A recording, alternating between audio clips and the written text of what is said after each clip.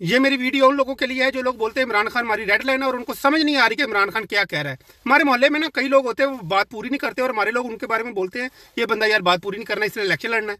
इनको समझ नहीं आ रही इमरान खान अपने मुंह से नहीं बोलेगा उसने इलेक्शन लड़ना है, और ये लोग उसका वेट कर रहे हैं इमरान खान कोई बात करे और ये उसको टांग दे या उसको नहल कर दे। लेकिन वहां बैठी हुई है कि इमरान खान बोले निकलो और तोड़ बंद कर दियो, सारा भन दियो। देखो कि बचाने वाली तो अल्लाह की ज़ात है, लेकिन कोशिश पाकिस्तान के अवाम को करनी चाहिए। अवाम में शऊर मौजूद है लेकिन तन आसानी है, वो बाहर निकल के मुकाबला नहीं करना चाहते। ये वो चीज़ है जिसने हमें रोका हुआ है। हुक्मरान मस्त है। इमरान खान को गोली मारी, उसको कत्ल करने से कोई गुरेज नहीं किया, उन्होंने तो अपने हिसाब में मार ही दिया था। लेकिन जो उसके हमायती सुबह शाम नारे लगाते हैं कि ये हमारी रेड लाइन है, रेड लाइन है, वो बाहर नहीं निकले। उन्होंने हुकूमत को नाकचने नहीं चबवाया। ये वो चीज़ है जिस जो, और फिर इमरान खान अपनी FIR भी दर्ज नहीं करवा सका अपनी हुकूमत के होते हुए भी।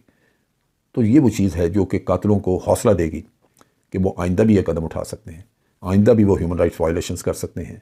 परवेज़ इलाही हो या कोई और हो, सबको जेल की हवा खिलाई जा सकती है, इस वजह से कि आवाम सोए हुए है और कोई रिएक्शन नहीं है।